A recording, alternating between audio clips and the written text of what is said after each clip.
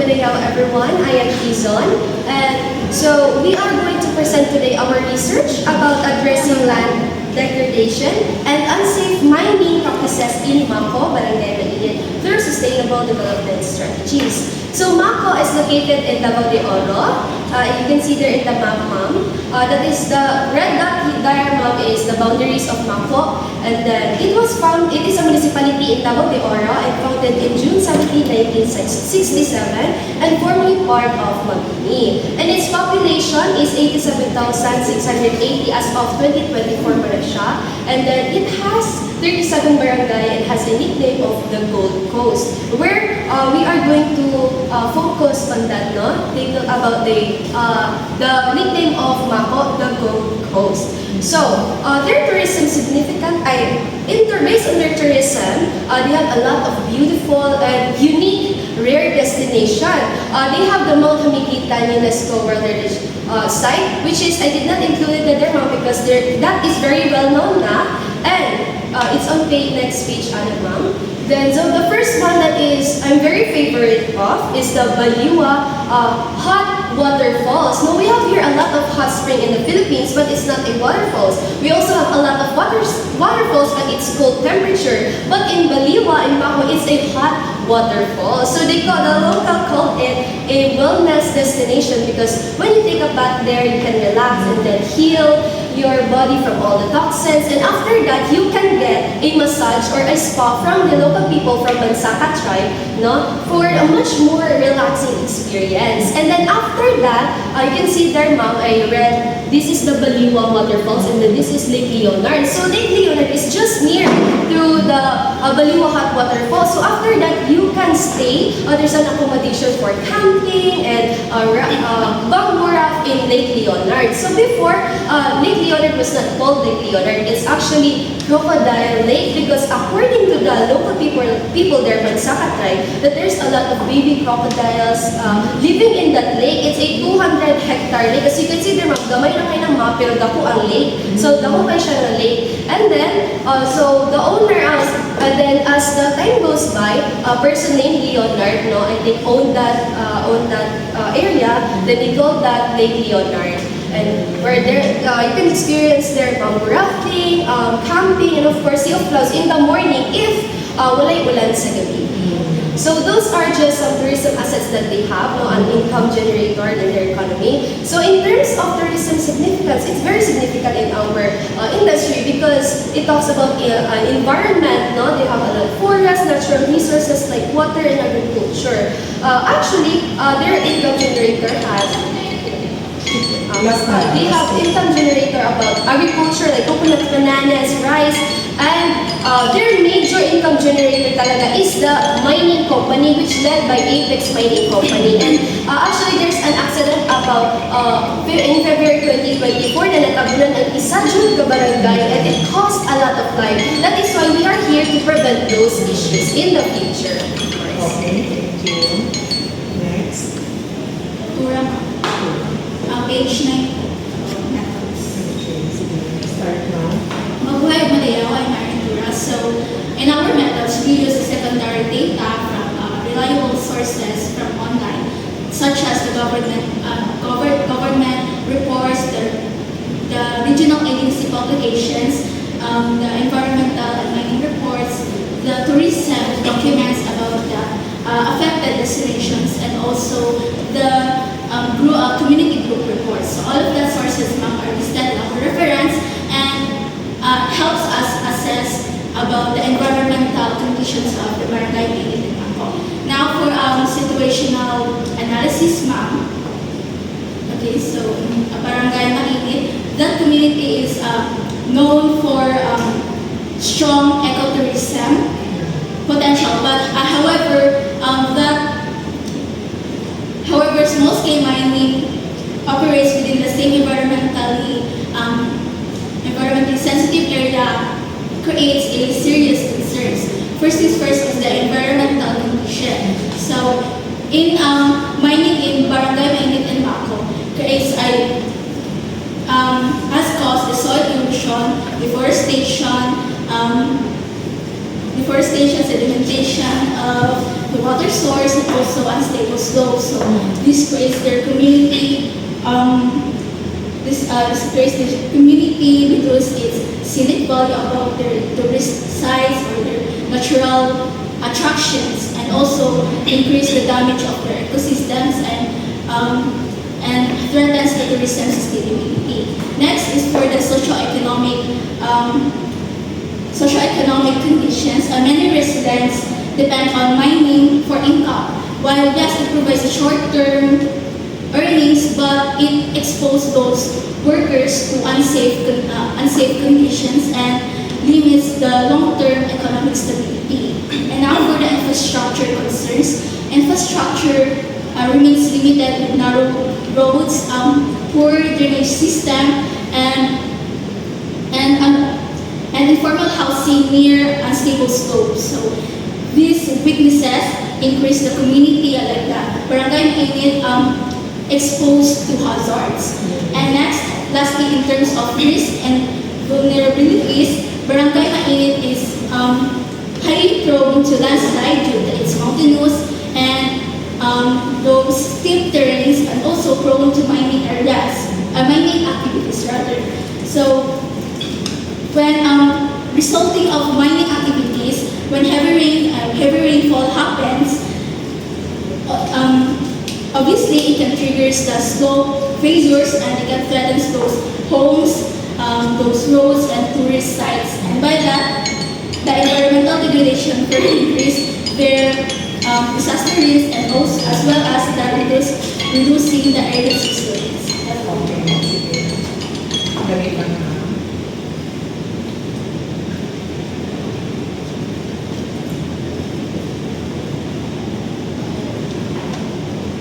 You can start. Who's next? Tervina, ma'am. Sumabuhay Madayaw, I am Ira Esther, and today I will be presenting the objectives in the core actions and projects. So the first one is we have the objectives, the three. One it is the environmental, the socio-economic, and the economic objectives. Excuse So- me. Where are you? In what page?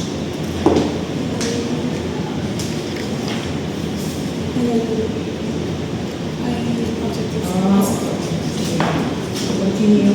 So for the environmental map, our goal is to protect the environment of Barangay Mainit. This includes the soil damage, the landslides, and also the planting more trees about mining. So for socio-economic objectives, the goal is to help the community of Barangay Mainit become more stronger. So it includes the source of income and also the disaster preparation and the residents on how to manage the natural resources of the environment. And also for the economic objectives is that our goal is to create and safe and stable income for every people who are victims of the Barangay Mainit, and they will not depend on the unsafe mining.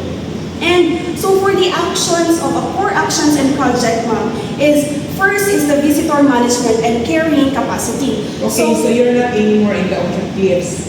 You are already somewhere. In the core, Or, So in the core actions and projects is in the visitor management and creating capacity is our project is to control the number of the tourists to prevent the environmental damage. Our budget for this month is 1.2 million. This budget will pay for the visitors registration system, pricing of signage, and building eco trails. And for B is the waste management and circular economy. For this project focuses on proper waste management. For this includes the trash, the proper segregations, the composting, and the recycling. So we budget for this month is 1.5 million. For this money, we'll fund as a construction of the materials recovery of the facility or MRF. This will be constructed for them as a waste bins, cleanup activities, or programs that are related to waste management. And for C is the local livelihoods and capacity buildings. For this project, gives people new skills like sustainable farming and ecotourism. It helps them for small business, organize cooperatives, and also provide trainings and mentors for them to know what are the possibilities that happen in barangay mainit so that they can be alert. And for the energy efficiency is this project promotes the solar energy and energy saving practices. So this project will promote a solar street light for every houses.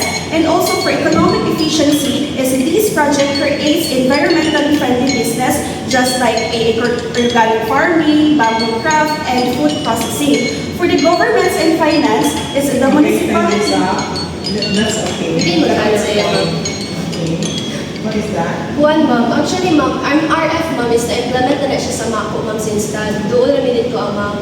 And then, actually, ma'am, ang waste management, ma'am, is problem dyan na siya is from the mining company because, ma'am, ilang mga chemical residues, ma'am, is ginalabay nila sa bisag asa lang and makontaminate ang mga natural resources which is water and then maka-affect siya health risk.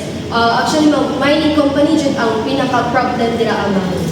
Yeah, I understand. Okay, so I am also interested to listen as to what are the problems, but you have just mentioned that one, no, that your core actions against those problems are visitor registration system, just in case there are visitors, daily carrying capacity, pero parang hindi ko na-detect ang inyong plan how to para bang modify the operation of mining in order to, conserve trees, conserve the terrain, and etc.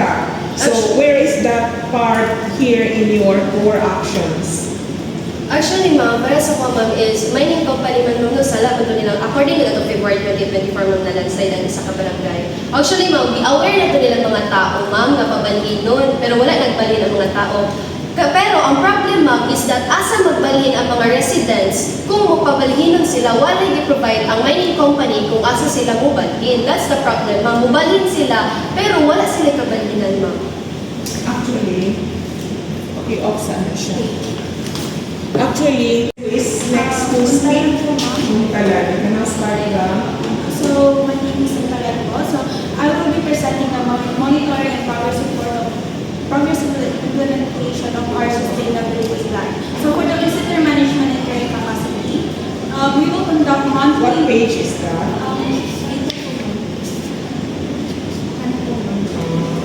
So, for the visitor management and carrying capacity, we will conduct monthly monitoring of visitor registration records and also the compliance of carrying capacity needed to be implemented. And also the quarterly site inspection will ensure tourism activity does not contribute to land degradation in the area. So for the waste management and materials recovery facility, monitoring will also be conducted monthly. So because waste is generated in the community daily, so proper and regular monitoring prevents pollution and ensure proper waste segregation in the area. So for the local livelihood, capacity building and mining safety, quarterly reviews will monitor the number of residents trained, enterprise established, and mining safety seminars conducted to assess improvements in occupational safety and hazard awareness of the workers and also to the residents. So for the energy efficiency project, quarterly inspection will ensure the proper functioning or functionality of the solar street lights and the pilot renewable systems. So in the economic and environmental enterprise development, particularly the community-based tree nursing and reforestation program, we will monitor the number of seedlings produced and planted, its survival rates and income generated to measure both environmental rehabilitation and economic impact simultaneously. So finally, governance monitoring includes an annual sustainability reports that will evaluate overall progress, budget utilization, and also interagency coordination. So all monitoring results will be reported and submitted to the municipal government of MACO, the Barangay LGU Mainit, and also the partner agencies. So findings will be presented during barangay assemblies to ensure the community transparency. And that's all. Okay, dali lang ha.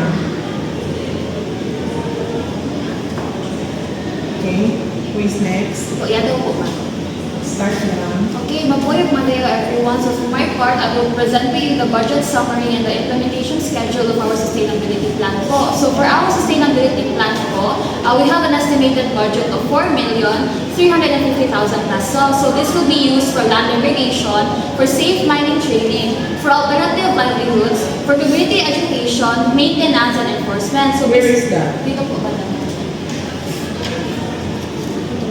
And then this part is po.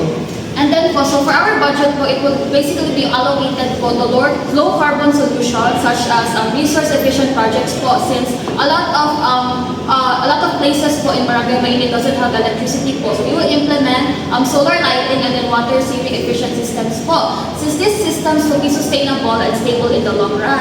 And next po will be the funding sources, which will be with the local government unit, national government agencies such as DENR, banking agencies like Land Bank po, and then organizations, donations, and private partners po through corporate responsibility programs. So overall po, these funding sources will help maintain the plan, and then it will become more stable and sustainable in the long run po.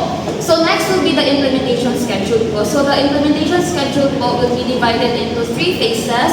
The first is the short term, the next is the mid-term, and lastly the long term. So for the short term po, it will be focused on visitor control, waste management, and governance. Since this setting po will include visitor control flow, we will implement cleanup activities, and lastly po, we will form communities to help maintain or manage the area. And next po is the midterm, which will focus on the livelihood programs and skills training, since there are residents po in Barangay Mainit that will earn income po from ecotourism and other activities, so that they won't be focused only on mining. And lastly po is the long term, which will focus on the low carbon solutions, just like what I mentioned earlier. Earlier po, we will implement the solar lighting and then the water saving efficient systems po, since this will help protect the environment and will reduce future costs. So overall po, this plan or activities has been realistic, cost-efficient, and beneficial po, not just only for the government, but to the community itself po. That will be all for my part. Okay, sige. Thank you.